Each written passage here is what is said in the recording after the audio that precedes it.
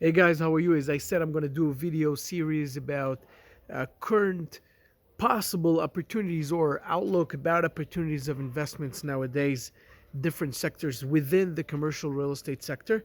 None of it, I'm going to say it in every video, none of it can be perceived as an advice for investing. It's just a thought process, just my personal thoughts. Don't take it that way. And I'd appreciate to hear back your thoughts if you have any about this topic. Today I'm going to talk about hotels. Hotels, I spoke about it before. Hotels got hit really severely, really severely. And in my opinion, it's very, very simple. Due to the fact that hotels showed us that they're very, very risky investment in general. That a person who owns a hotel can go from occupancy 100 to occupancy maybe 95 or 75 or 65, but this time we were introduced to a new thing that it could go to zero. Now this is really unprecedented and unique. This is not something that will I'm assuming will happen again in the next 100 years. I'm pretty sure about that, meaning I'm not a prophet, but thinking about the past, we all learn from history what happens. But in general, a hotel is a very, I would say, on one hand, it showed us the risky part of it. On the other hand, it could be a very stable part. It depends where it is, what's the location, etc. My opinion, personal opinion, is the following: this current pandemic showed us a new thing about it. Now, who can go for acquisitions of hotels nowadays? Now, I'm talking all about existing hotels. I'm going to talk about development in a second. Existing hotels is only the place. First of all, many of, as far as I heard, many people who own hotels, many hotel chains are still working with their lenders. Everybody understands what's going on, but there's a limit of time until when this whole thing will happen. Now, tourism is going to be starting to open at a certain point. We don't know when. Nobody knows when. But listen to this. Once it does start open, some of the companies, some of the chains are going to collapse because of this whole pandemic issue. Some of them are not going to be able to hold on to their assets, to their properties. This creates an opportunity for deep pockets and deep pockets only. Why? Because we don't know when it will come back. Those who are very low leveraged, or not leveraged, or very low leveraged, and deep pockets, meaning they have a lot of cash to be able to maintain a certain amount of staff.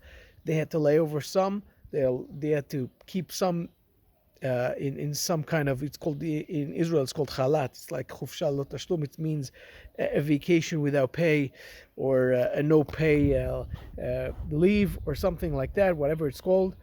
But they had an ability to maintain a certain amount of stuff. Some used their hotels as sort of a safe haven for Corona people, meaning who are not suffering in a major way. In Israel, they did that. I know that in America, they were looking into that. There are all kind of possibilities in order to use those properties. But in terms of now investing, it's a no-no as far as I'm concerned. The only way to do that is only families, family offices, and the same with very, very deep pockets and ability to buy cash, stay unleveraged, keep it, and being able to pay the taxes, being able to do whatever needs to be done. And the key, whoever does own it and whoever has it and has deep pockets and has the ability to maintain it, this is the opportunity to renovate those hotels. This is the opportunity that once things are opening, because construction is going to be a prioritized type of a occupancy type of a job, and they'll be able to hire the contractors to come in and do the type of renovations that are required in those places. So this is the opportunity to do that. Now, a person with deep pockets will be able to buy, keep all those big chains that their strategy was to buy, acquire the land, develop, own, and manage. All those have a huge advantage as long as they are low leveraged. if they have done that until now, they are able now to go shopping very soon, and they are waiting out there for opportunities. For as per everybody else, private equity groups, small people's money, other people's money, that kind of stuff, I would stay away at this point until we know further. Now, in terms of development, and I'm going to talk about it a lot, any single thing that has a development coming up. Now, you have to take into consideration two things. First of all, because development takes 2-3 years sometimes. So, in 2-3 years, we assume this whole thing will be behind us. Okay? We know it's going to take time. We know it's going to be a while, but we know it's going to be over eventually. Okay? We know it's not going to be over in a month. We know it's not going to be over in 2 or 3 months. We'll still have social distancing and all that stuff, but it will be over eventually.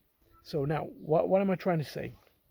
If you have a plan of developing something or joining a development for hotels or resorts or something like that, the big question is a couple of big questions. A, when will it be ready? If it's soon, problem. If it's within year and a half, 2 years, that's a different story, because then you can start building occupancy, and once this thing will be over, that's a different type of a thing. We can never think of pandemics as something that will rule the world. If you think about pandemics, something that will rule the world, we'll talk about that too, because that goes to multifamily. That's the safest type of an investment in that terms. But you never know, as we never knew this pandemic will hit whatever it hit. So right now, we assume you can't. When you talk about investments, you can't think about the world is collapsing every day. You can't think that way. If you think that way, you'll never have an opportunity. You'll never take an advantage of an opportunity, and that's what the name of the game is.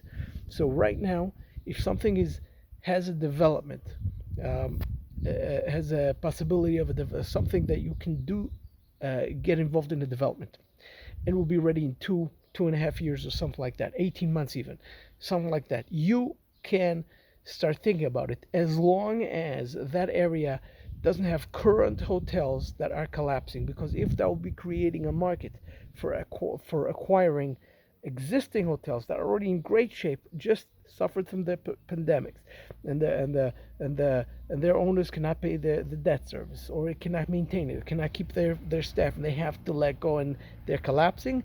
The opportunity for development is not there. You have to buy the existing one. That is the opportunity. The development, because once this whole thing will be ready, that will be an opportunity in my opinion. The development has to be in a place where the density allows to have a development, where there's going to be a capacity for a new hotel at that point to be functioning, and there's going to be occupancy at that point that will be allowing all that, and there are not too many opportunities, meaning the other chains are still stable, they own their hotels, and they're going to run it. That is definitely something that could be discussed as an opportunity, and to think about that for that point of time. But currently, definitely it's a no-no. Definitely it's something that we have to wait and see. We don't know. Anything that exists is something that we have to wait and see. We don't know.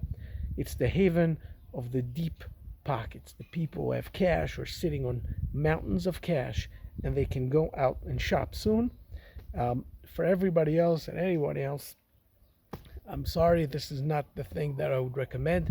Again, this is not going to be perceived as any recommendation or any consultancy, but I'm just expressing a personal opinion. I appreciate to hear yours, again, about hotels. What do you think will happen to this market, and how you perceive investments in this market? You guys take care of yourselves.